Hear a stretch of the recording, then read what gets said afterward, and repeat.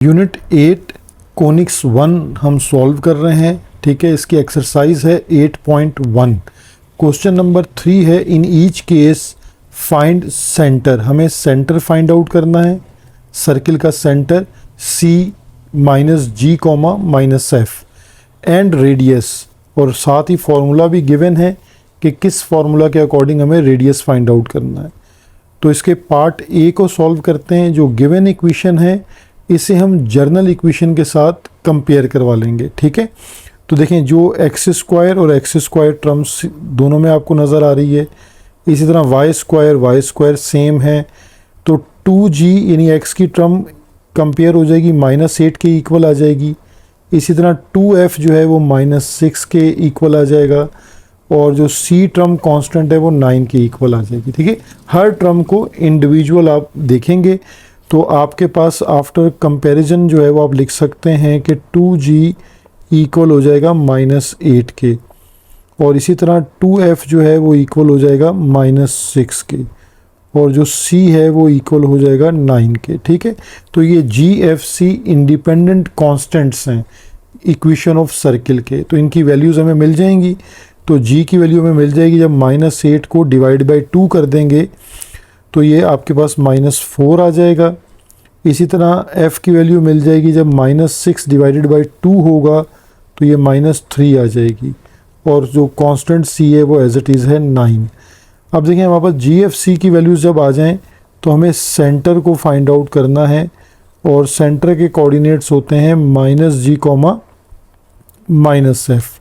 तो आपके पास जो वैल्यूज़ मौजूद हैं, यानी g की वैल्यू है -4 और f की वैल्यू है -3, तो इनके साइन चेंज कर दीजिए आप। ठीक है, यानी -g का मतलब क्या हो जाएगा, जब आप -4 पुट करेंगे तो +4 हो जाएगा, और इसी तरह -f में -+3 हो जाएगा।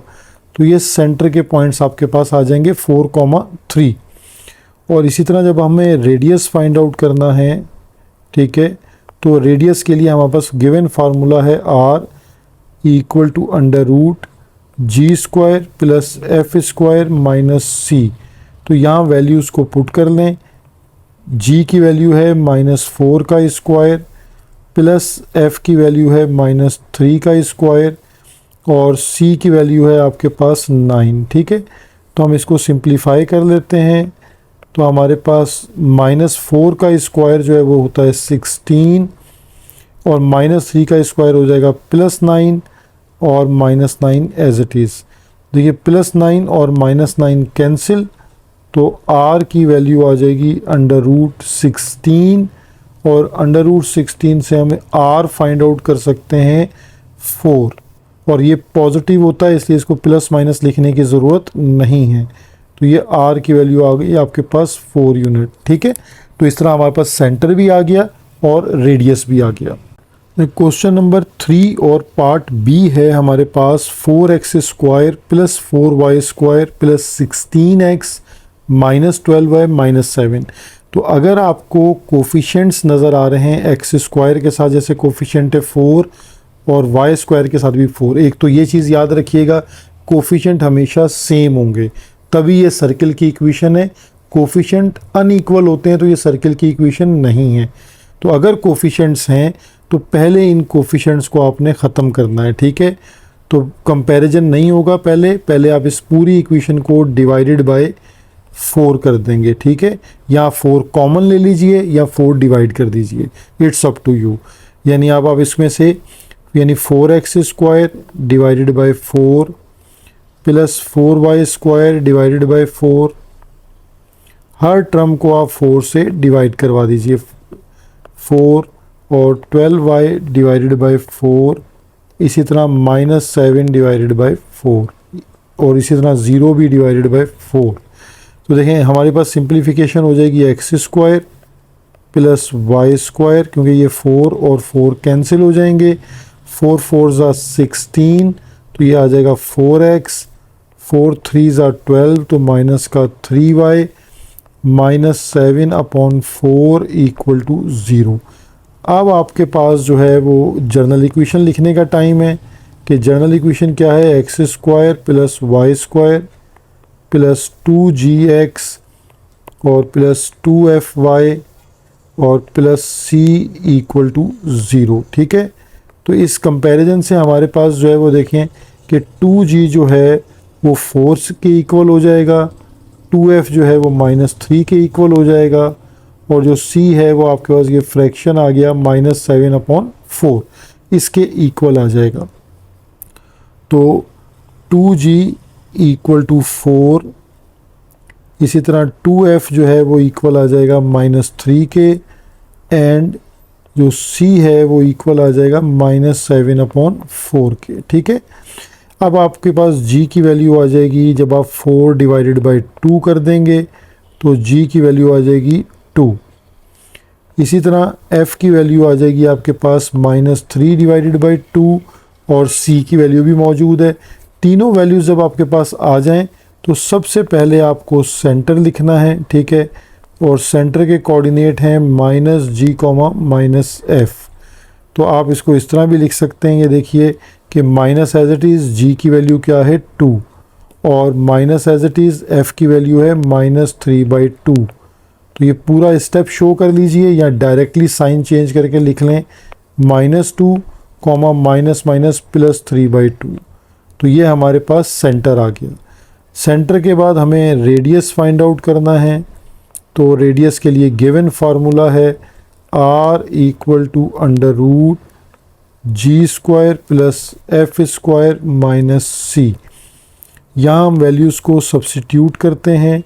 g की वैल्यू है हमारे पास 2 का स्क्वायर, और f की वैल्यू है हमारे पास -3/2 का स्क्वायर, और माइनस c है -7/4। ठीक है, अब इन वैल्यूज़ को हम सिंप्लीफाई करते हैं।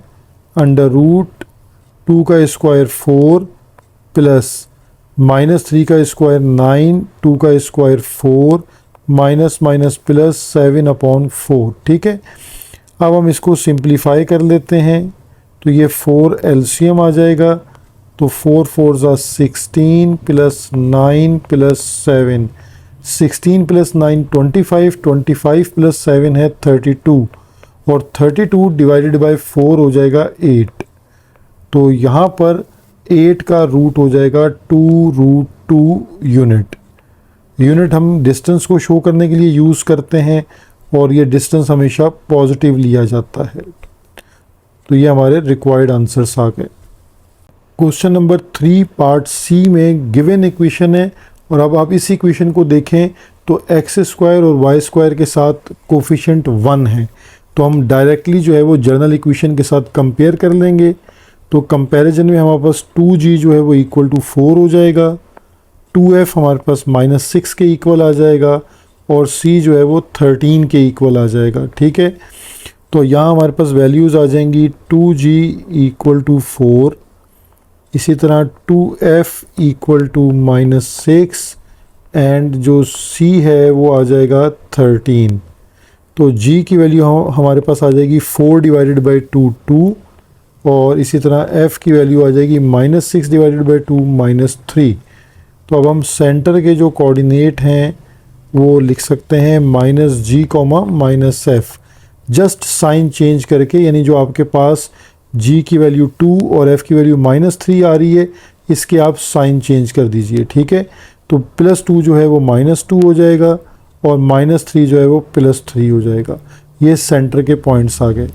अब हम इसी तरह रेडियस को फाइंड आउट कर लेते हैं, और रेडियस के लिए गिवन फार्मूला है r equal to √g² plus f² minus c।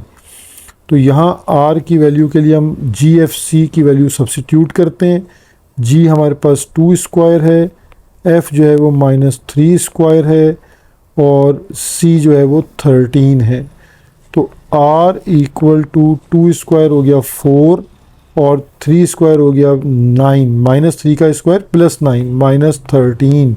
तो देखें यहाँ r जो है वो 0, अंडर रूट में 0 आ रहा है, इक्वल टू 0। ठीक है, यानी जो रेडियस है उसका रिज़ल्ट आ रहा है 0, यानी ये सर्किल एक पॉइंट सर्किल कहलाएगा।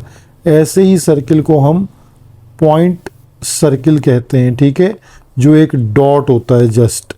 तो ये हमारा इस पार्ट का भी आंसर आ गया।